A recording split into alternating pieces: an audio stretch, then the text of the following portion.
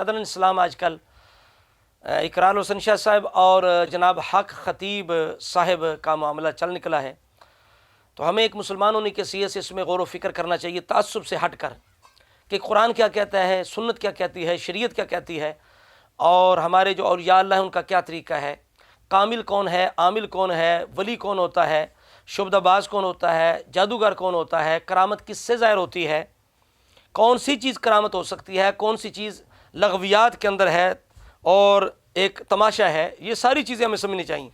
اور خاص کر جو علماء کرام حق خطیب صاحب کے ساتھ ان کے حمایتی ہیں، ان سے گزارش کروں گا وہ اپنا فرض منصبی ادا کریں کہ ولی کون ہوتا ہے، اس کی کیا نشانی ہے، ٹھیک ہے، اور کرامت کیا ہے، کرامت کس سے ظاہر ہوتی ہے۔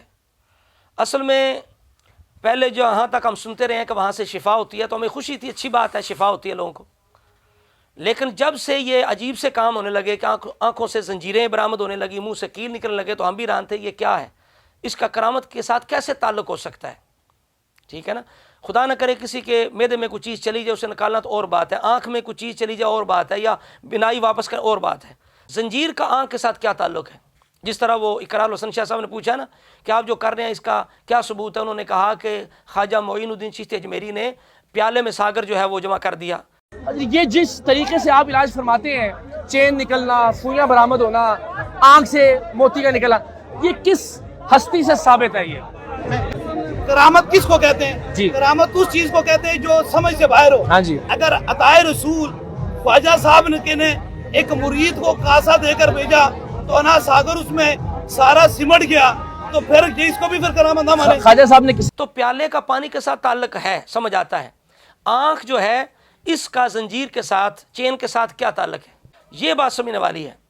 تو یہاں سے انگلی اٹھنا شروع ہوئی کہ یہ کام جو ہے یہ کیا ہے۔ پہلے تو ٹھیک ہے لوگوں کو شفا ہوتی ہے، اور پھر شفا جو ہے وہ کیا، جو عامل لوگ ہیں ان کے پاس شفا نہیں ہوتی۔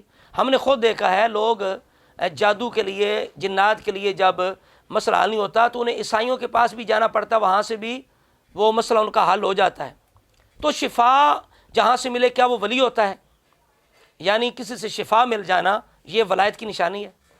اس وجہ سے ہمیں قرآن، سنت، شریعت اور بزرگوں نے جو کچھ فرمایا اس میں غور و فکر کرنا چاہیے۔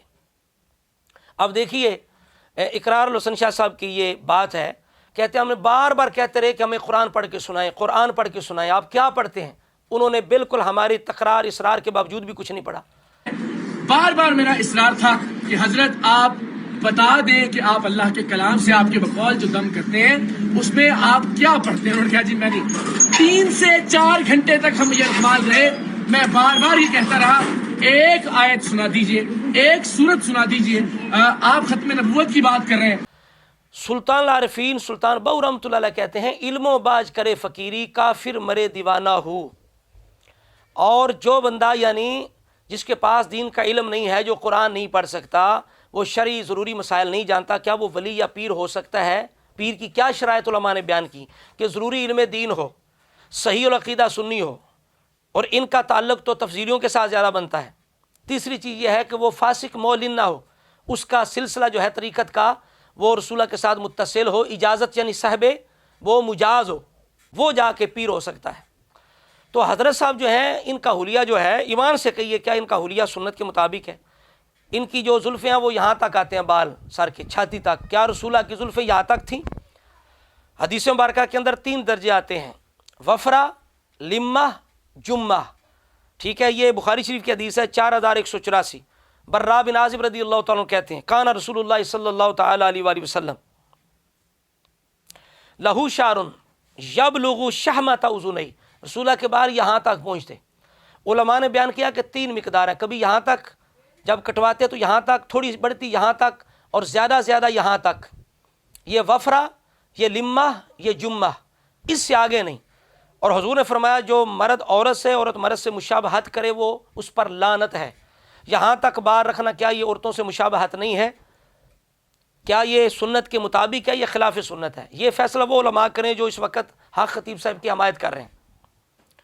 یہ تو زلفوں کی بات ہو گئی، باقی رہی داڑھی مبارک کی بات، تو علماء فرماتے ہیں رسول اللہ کی داڑھی مبارک جو تھی وہ سینے کے بالائی حصے کو بھرتی تھی۔ علی المرتضی شیر خدا ولایت کے منبع ہیں۔ علی پاک کا جو حلیہ بیان ہوا ہے وہ کیا ہے؟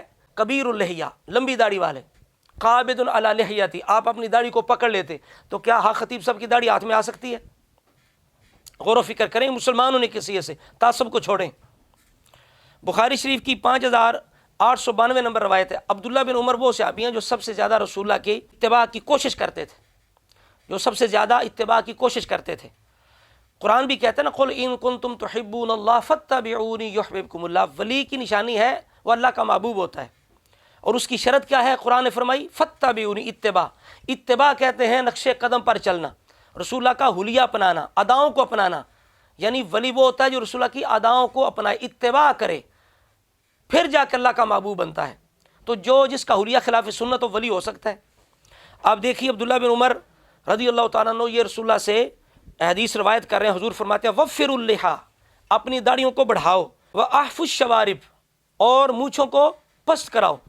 آگے کان ابن عمر اذا حج او اعتمر قابض علی لحیتہ فما فضل اخذہ، جب بھی عبداللہ بن عمر حج یا عمرہ کرتے اپنے اس طرح داڑھی کو مٹھی میں پکڑتے، اور فالتو جو ہوتی زائد فاضل ہوتی اس کو آپ کاٹ دیتے۔ تو یہ رسول اللہ کا حلیہ مبارک ہے، یعنی کم از کم جو صحابی نے، عبداللہ بن عمر جیسے صحابی نے جو مقدار بیان کیا وہ کم از کم یک مشت ہے۔ اور علی المرتضیٰ شیر خدا کی داڑھی بھی ہاتھ میں آتی تھی، مٹھی میں آتی تھی۔ تو جس بندے کی داڑھی مبارک سنت کے مطابق نہ ہو، اور اس کے جو بال ہیں سار کے وہ یہاں تک پہنچ رہے ہوں، رسول اللہ کی سنت کے مطابق نہ ہو، تو وہ جو علماء ان کے ساتھ ہیں، میں پوچھوں گا آپ اپنا فرض منصبی ادا کریں، یہ قبر میں کسی نے نہیں چھڑانا، نہ اقرار الحسن کو، نہ حق خطیب نے چھڑانا ہے۔ تو خدا کا خوف کھائیں، اس مسئلے کو سمجھنے کی کوشش کریں، مذاق نہ بنائیں، ولیوں کا کرامت کا مذاق نہ بنائیں، سمجھے جادو کیا ہے، شعبدہ کیا ہے، کرامت کیا ہے، اور کس سے ظاہر ہوتی ہے۔ حق خطیب صاحب کہہ رہے ہیں جو عقل میں نہ ہے وہ کرامت ہے، یعنی جو سمجھ سے باہر ہو۔ یہ کرامت کی تعریف کہاں لکھی ہے؟